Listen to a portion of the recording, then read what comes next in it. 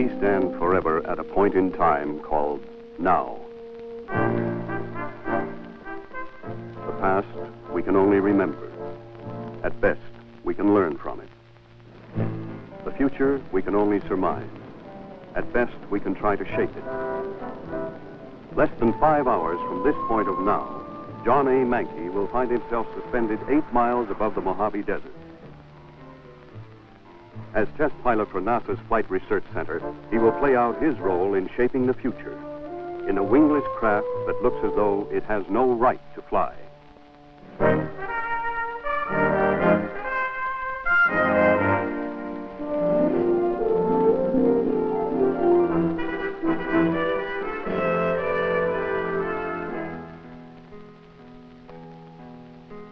Three hours now.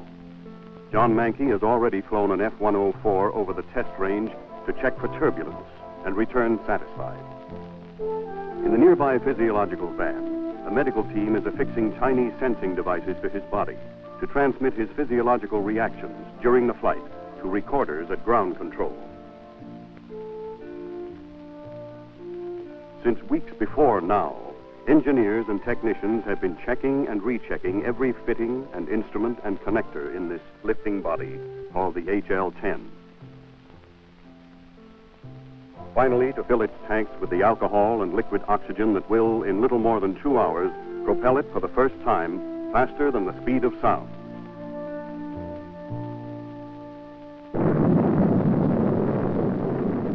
Getting men into space is one problem. Getting them back is another one. They ride out on thundering names like Mercury and Gemini and Apollo. Batter their way back through the searing atmosphere at more than 17,000 miles per hour. And once through that barrier, ride parachutes to an ocean splashdown. For infrequent missions, a widespread recovery force of dozens of ships spread over hundreds of miles can be justified. But as more and more men are suited up to leave their world, as flights to and from orbiting space stations become more frequent, then easier, more flexible, less costly ways to let them return simply must be found.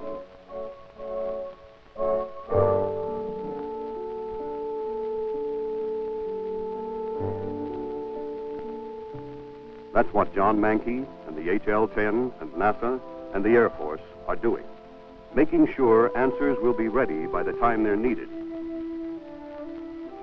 Less than 90 minutes from now, the flat-bodied craft will be carried 8 miles high beneath the wing of this B-52, there to be released as another step in the proof of a theory conceived almost 20 years ago at NASA's Ames Research Center. Up to the present, manned spacecraft have been cone-shaped, re-entering blunt end first, but they lack maneuverability. At first, it might seem reasonable to turn the vehicle around and re-enter with the pointed end forward. However, this shape would generate excessive heat, and more important, it still would not have the desired maneuverability.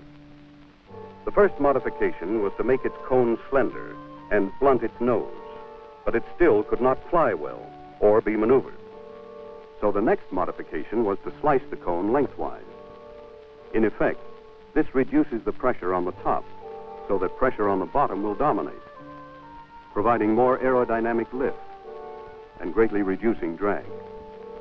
In theory, it should fly, but could it be maneuvered and landed?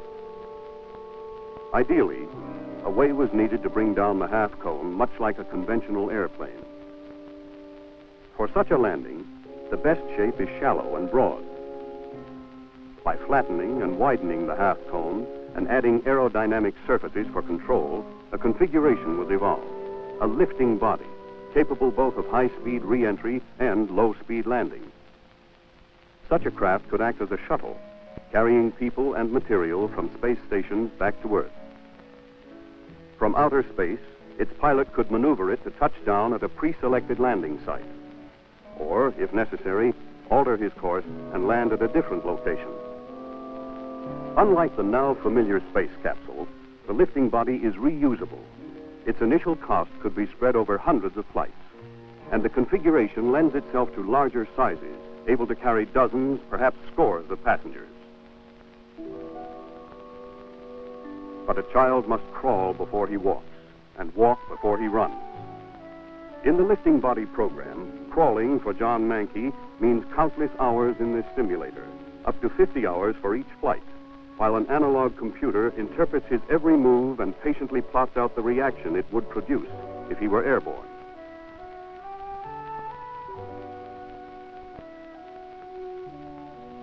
And it means many dead stick landings in an F-104, trimmed to approximate the lifting body's characteristics.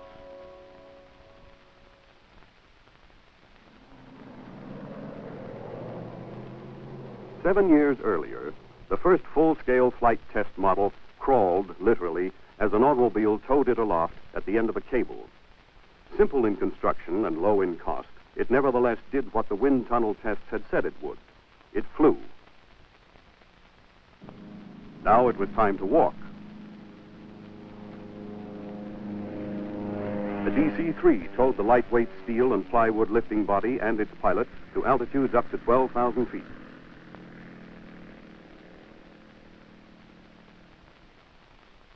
There it was released and allowed to glide in free flight to the desert floor, to land at a speed of 80 miles per hour.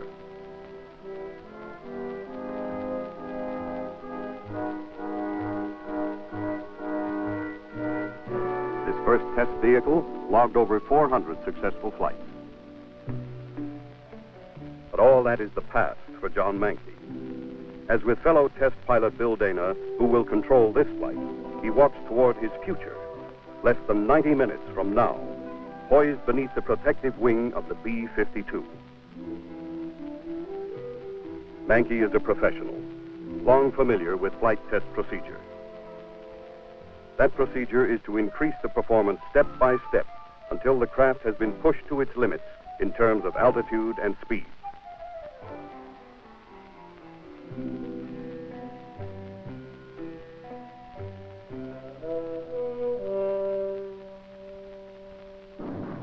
Lifting bodies have flown before, of course, and many times. The first heavyweight configuration was called the M2F2.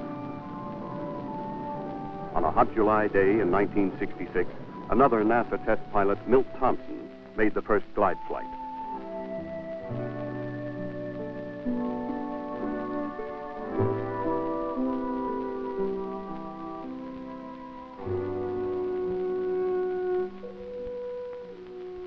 Even though developed from the earlier configuration, this was no plywood lightweight, but a fully equipped test vehicle weighing almost 3 tons and designed to touch down at over 200 miles per hour.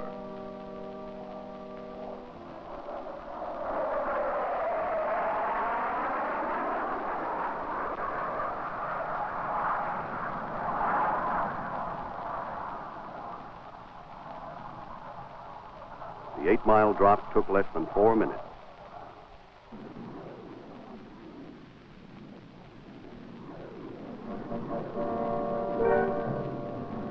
One successful flight proved only that it could be done. Refinement, improvement, the evolution of an idea into a working system would have to come from many such flights. From hypersonic wind tunnel evaluation, and from constructing and testing a number of different designs. This lifting body, the HL-10, with 3 vertical stabilizers instead of 2, was developed at Langley Research Center.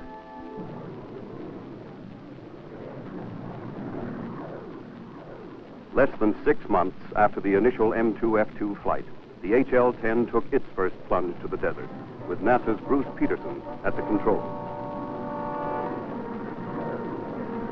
Then, shortly after launch, trouble. Problems with the controls.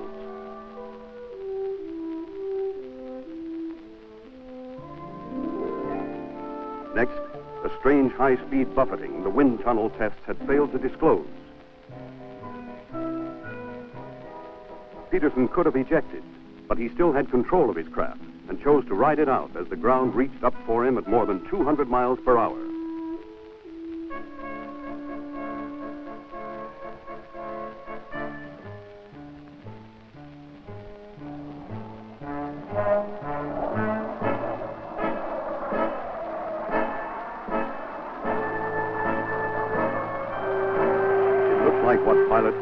piece of cake. It always does after someone has done it, and the moment has been frozen on film.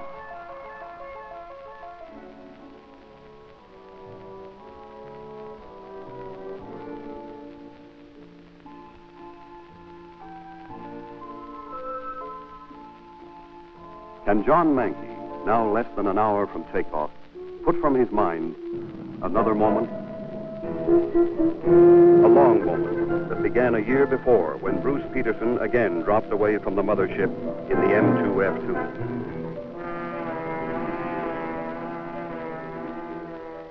A moment that continued as violent oscillations suddenly struck the craft near the ground.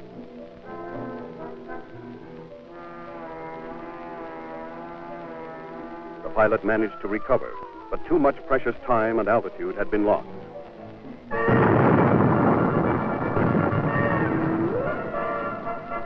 The moment ended.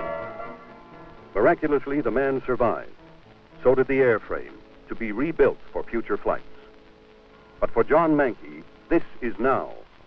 Sealed in his own tiny world, he has too much ahead of him to reflect on the past. He knows the control problems have long been corrected. And in 45 minutes, and what will be only its fourth rocket-powered flight, he will push the HL-10 through the sound barrier of Mach 1, up to 724 miles per hour. The lifting body has proved over and over that it can maneuver and land. But wind tunnel tests have never shown exactly what will happen as it exceeds the speed of sound. Only when its rocket engines kick it through that critical barrier will they and John Mankey be sure.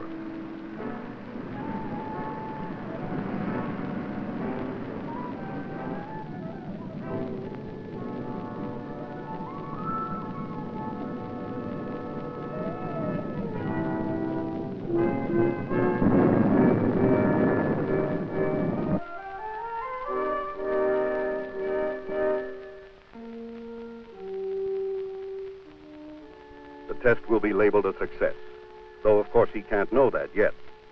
To the scientists whose speculation made it conceivable, to the engineers and technicians who made it possible, to John Mankey, whose life depends on all of them and his own skill besides, this is the successful completion of another milestone. But in a broader sense, it is just a test. Another step in the evolution of an idea.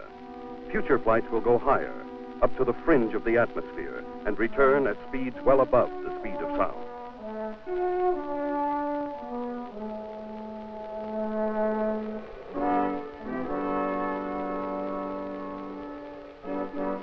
In the now that will be with us tomorrow, a lifting body may return men and women from space, much as commercial jets land today. Or from this work, some new, as yet unthought of configuration may emerge. For the moment always with us called now, always changes.